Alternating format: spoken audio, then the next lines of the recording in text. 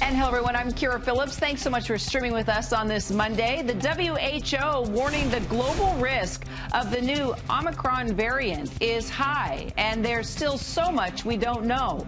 President Biden urging Americans to get vaccinated as he gets ready to address the nation. We'll bring that to you live when it happens. Congress facing urgent deadlines, hoping to avoid both a federal shutdown and a debt limit default, as it could introduce a stopgap measure to fund the government through mid-January. Meanwhile, Democrats also hope to send the Build Back Better Act to President Biden's desk for his signature before the end of the year. We have breaking news. Twitter CEO Jack Dorsey stepping down after co-founding the company 16 years ago. Dorsey, who is also the CEO of Square, has been under scrutiny for how Twitter has handled hate speech on its platform. Scientists say a man has been cured, at least temporarily, of type 1 diabetes.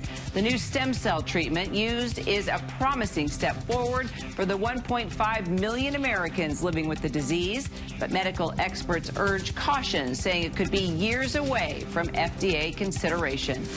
And golf legend Lee Elder, who made history as the first African-American to play in the Masters, has died at the age of 87.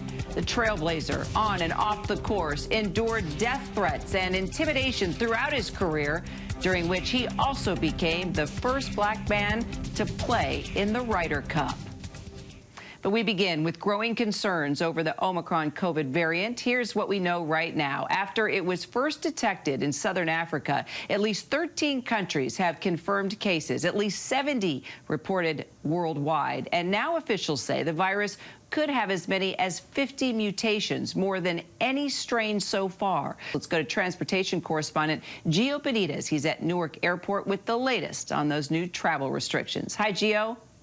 A flight landed here at Newark from Johannesburg earlier this morning. It is the last unrestricted flight from the region. Take a look at this, because the White House is now restricting travel from South Africa and 7 neighboring countries. This means non-U.S. citizens who have been in those countries in the past 2 weeks will not be allowed to enter the U.S. Citizens, lawful residents, and their close family members can still fly into the country. And it's not just the U.S. Canada, the UK, and other countries around the world, they're imposing similar restrictions. But the World Health Organization overnight criticized travel bans, saying they place a heavy burden on lives and livelihoods. Now remember, to enter the country, international travelers must be fully vaccinated and show proof of a negative COVID test taken within the past 3 days before travels. Kira? All right, Gio Benitez, thank you so much. Well, the World Health Organization is calling Omicron a variant of concern, stressing there's still a lot that we just don't know about it, like how fast it can spread or if the vaccines are as effective against it. Trevor Old has the latest on what we know right now. Health officials around the world bracing for the potential threat of a new COVID-19 variant, Omicron. First detected in southern Africa only weeks ago, scientists say it has a concerning combination of mutations, fueling fears it could possibly be more transmissible than the Delta variant. Cases have now been confirmed in at least a dozen countries, including Scotland, Portugal, and Canada. Now both Pfizer and Moderna are working to adapt their vaccines to fight Omicron if necessary, a process that could take 2 to 3 months. It does appear, again, very preliminary evidence that it is more transmissible. We don't know for sure. We really have no data on severity, whether it's as severe, light, milder, or more significant. The World Health Organization has labeled this a variant of concern, tweeting out Omicron is a highly divergent variant with a high number of mutations, some of which are concerning and may be associated with immune escape potential and higher transmissibility. And while there's no confirmed cases in the U.S. right now, experts say the variant's arrival here is a question of when, not if. The Biden administration's new order banning travel from several countries in southern Africa takes effect today. And many other countries have instituted similar restrictions to try to slow the spread. Over the weekend, we learned Dutch officials are looking into an outbreak aboard a pair of flights out of South Africa to the Netherlands. The 600 passengers on board weren't tested on takeoff, but were when they landed, and 61 infections were detected, with at least 13 determined to be the Omicron variant. New York Times reporter Stephanie Nolan was on board. She tested negative, but is quarantining voluntarily. There were a lot of people just unmasked and standing too close and just really not taking any of it very seriously. Even when the ambulances and the guys in the hazmat suits showed up at the back of the room to start taking away the positive cases, that didn't prompt anyone to put a mask on. One of the first doctors in South Africa to flag this new variant says so far she has only seen it cause mild illness, though that could change. The World Health Organization says while there's still a lot of uncertainty, they have seen enough to say the global risk of Omicron is very high. Kira? All right, Trevor, thank you so much. And earlier on Good Morning America, George Stephanopoulos talked to Dr. Fauci about this new variant. Let's take a listen. Still no confirmed cases in the U.S.?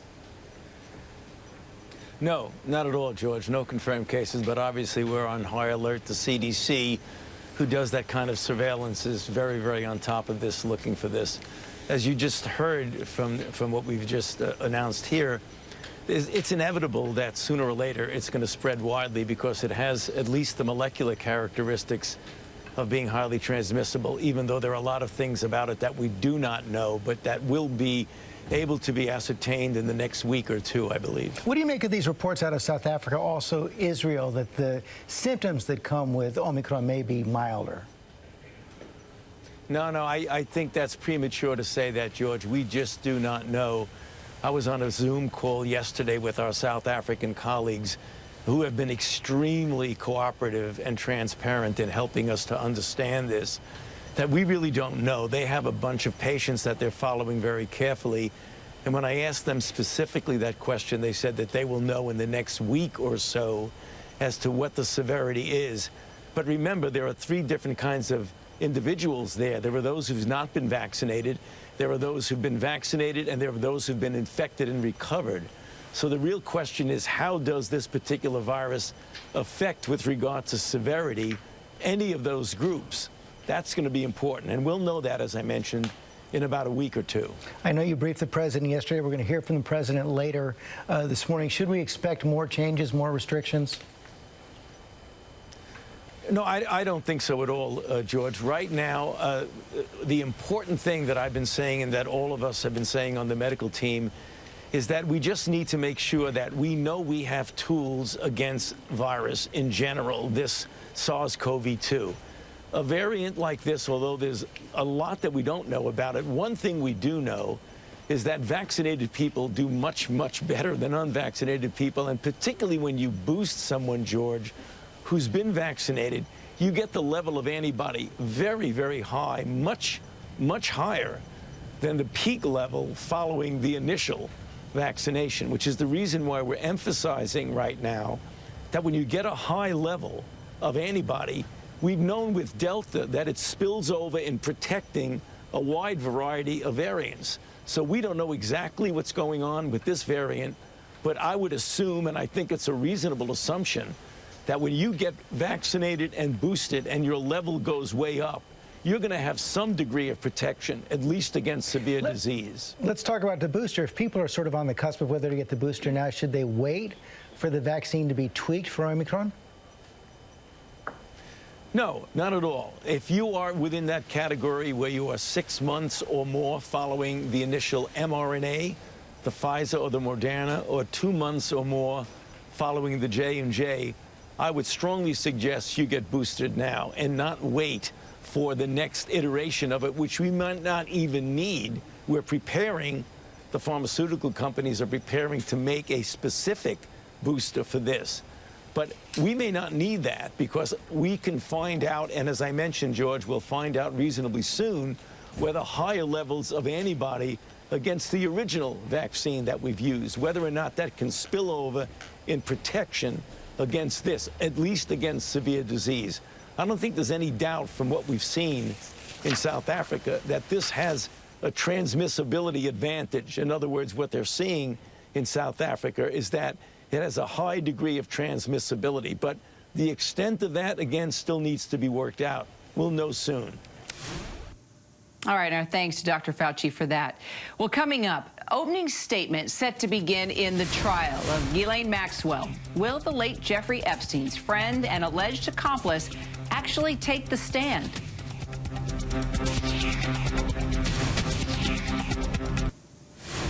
And welcome back. So glad you're streaming with us on this Monday. Well, we turn to the trial now of GHISLAINE Maxwell in New York. Opening statements are set to begin later today after a bit of a delay due to two potential jury conflicts. Jeffrey Epstein's friend and alleged accomplice is accused of trafficking underage girls for sexual abuse. She maintains her innocence, though. Ariel Reshef has the latest from the courthouse. More than a year after her dramatic arrest, socialite GHISLAINE Maxwell on trial, accused of helping former boyfriend Jeffrey Epstein recruit and groom underage girls for sex. Prosecutors say the misconduct allegedly took place between 1994 and 2004. For years, Maxwell was one of the disgraced financier's closest confidants, but prosecutors say there was a dark side to the globe-trotting pair.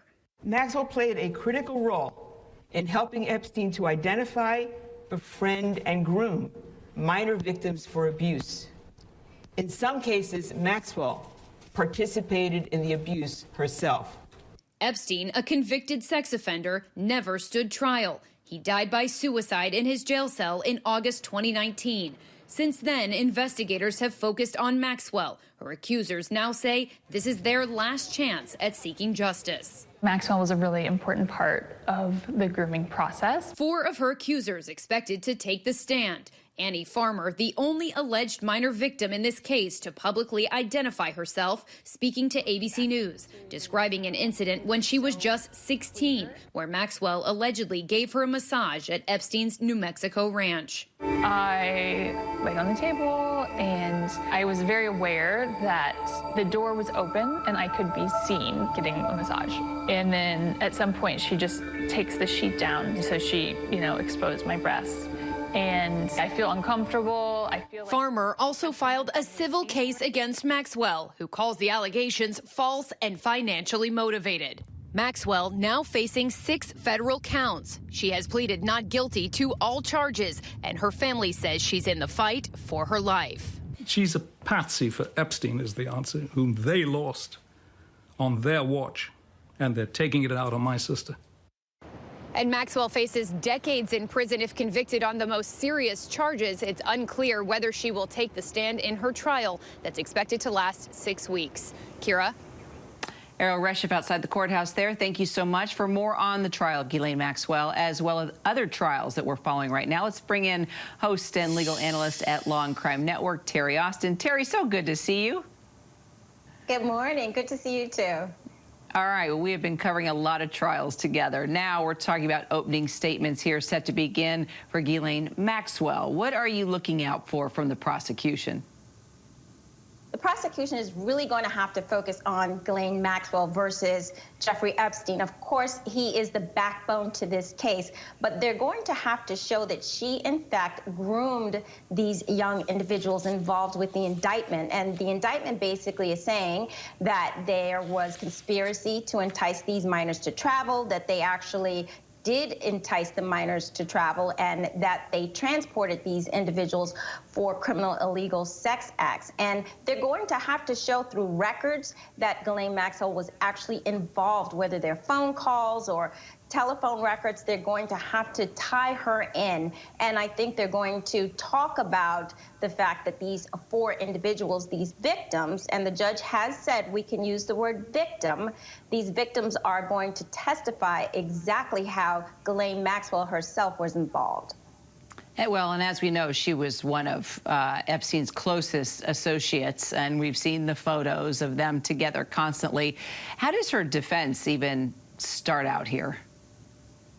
I think part of what the defense is going to try to establish is that these girls were consensual. They were involved with this. They didn't protest. Now, that, too, has to be delicately handled because they were minors at the time. So I think you have to be very careful if you're defending GHISLAINE Maxwell, not to try to blame the victim, but of course they're going to say, and Maxwell is claiming that she is innocent of all these charges, but they're going to have to say that she wasn't involved and that basically this was Epstein and don't blame her for his crimes and that she shouldn't be the focus here. So I think they're going to try to divert all of the blame, if any, on Jeffrey Epstein, who of course has committed suicide and is not part of this trial.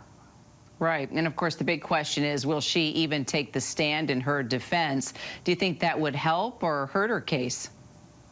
You know, a defendant always has to carefully consider that decision. Here, I think it would be best if she did not take the stand. We already know that there are these separate perjury charges against her, and I think it's going to be hard not to open that door. Terry Austin, thanks so much. Well, coming up, celebrating the life and legacy of trailblazing fashion designer Virgil Abloh.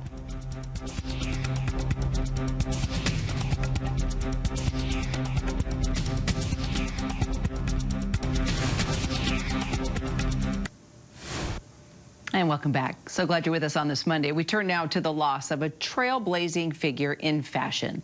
Louis Vuitton artistic director Virgil Abloh passing away at just 41 years old after a private 2-year battle with a rare form of heart cancer. In his short career, Abloh broke down barriers and went where few black fashion designers had gone. Deborah Roberts has his story for us. He was a fashion designer whose creations were more than just clothes. They were about art and culture. Try this language in the back.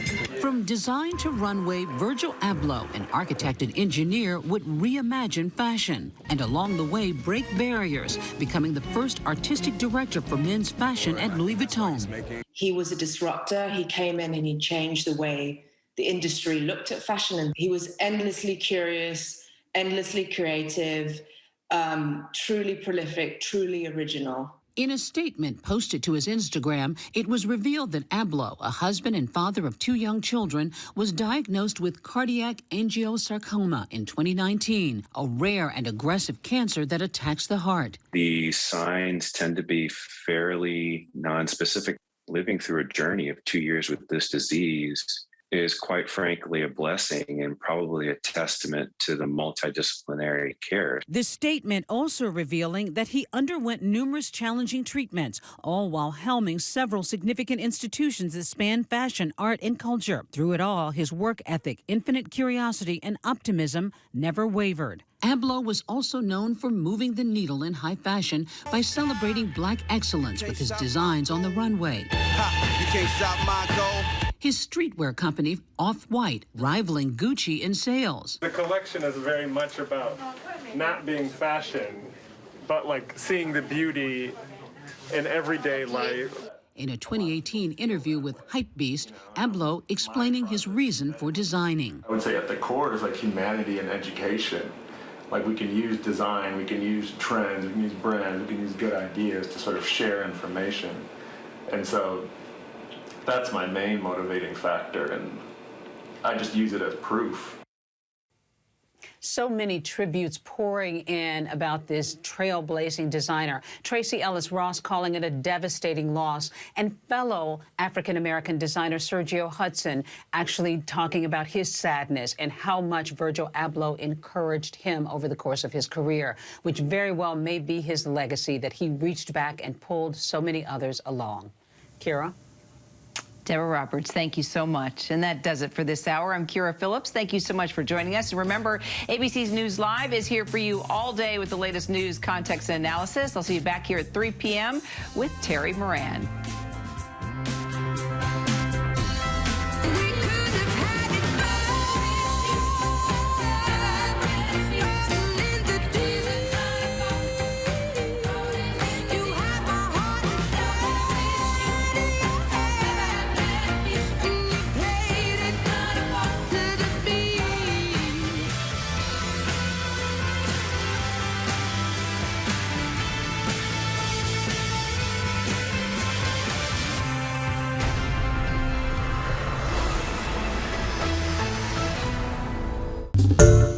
Hi everyone, George Stephanopoulos here. Thanks for checking out the ABC News YouTube channel. If you'd like to get more videos, show highlights, and watch live event coverage, click on the right over here to subscribe to our channel, and don't forget to download the ABC News app for breaking news alerts. Thanks for watching.